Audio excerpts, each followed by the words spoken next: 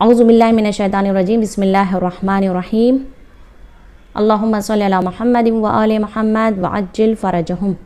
آپ کے سامنے ایک بہت ہی بہترین حدیث ہے، اگر انسان اسے درس حاصل کرنا چاہے تو کر سکتا ہے۔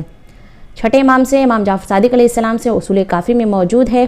آپ فرماتے ہیں اصول الکفر ثلاثۃ، کہ کفر کی جو اصل بنیاد ہے وہ تین چیزیں ہیں: الحرص، لالچ، والاستکبار، اور تکبر اختیار کرنا، والحسد، یعنی اور حسد کرنا، جلن، حسد رکھنا۔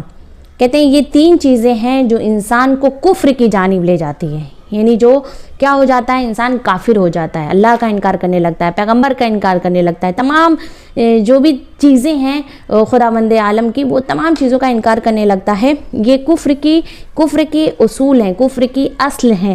وجہ یہ ہے کہ انسان اگر لالچ کرتا ہے تو بھی کفر اختیار کرتا ہے، تکبر کرتا ہے تو بھی حسد، اور اس طرح سے یعنی یہ تین چیزیں ایسی ہیں کہ ہمارے اندر، ہمارے وجود میں یہ تین صفت نہیں آنی چاہیے۔ کہ جیسا کہ آپ فرماتے ہیں کہ یہ حرص ہی تھا، یعنی لالچ ہی تھی، کہ جس کی وجہ سے اللہ نے جناب آدم سے کہا تھا کہ آپ اس درخت کے پاس مت جائیے گا، لیکن اس حرص کی وجہ سے ہی، اس لالچ کی وجہ سے ہی جناب آدم نے اس درخت سے، یعنی جو درخت کا پھل تھا، اس کو تناول کیا، اس کو کھا لیا، جس کی وجہ سے وہ محروم ہو گئے اس نعمت سے جو پروردگار عالم نے انہیں عطا کیا تھا۔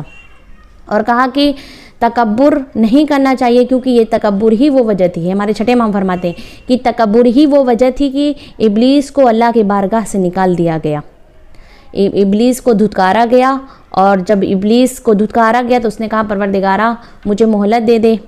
تو پھر پروردگار نے کہا ٹھیک ہے، میں تمہیں یوم معلوم تک، یعنی قیامت تک تمہیں مہلت دیتا ہوں۔ تو اس نے کہا کہ میں تیرے تمام بندوں کو بہکاؤں گا، لیکن جو تیرے صالح بندے ہوں گے، جو تیرے مومن اور نیک بندے ہوں گے، میں کبھی بھی ان کو بہکا نہیں پاؤں گا۔ اور اسی طرح سے کہا گیا کہ حسد جو ہے یہ بھی یعنی کفر کی جڑ ہے۔ حسد اگر کسی کے دل میں ہوتا ہے تو وہ بھی کفر اختیار کرنے لگتا ہے۔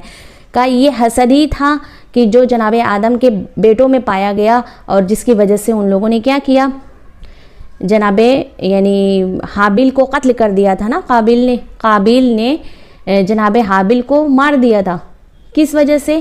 صرف حسد کی بنا پر، کہ یہ کیوں زیادہ مجھ سے فضیلت رکھتے ہیں، یہ کیوں مجھ سے زیادہ افضل ہیں۔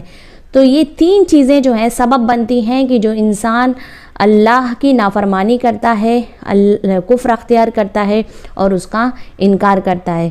تو اللہ ہم سب کو توفیق دے کہ ہم اس تین صفت سے، ان برائیوں سے اللہ ہم سب کو پاک صاف رکھے اور ہم کو بچا کے رکھے۔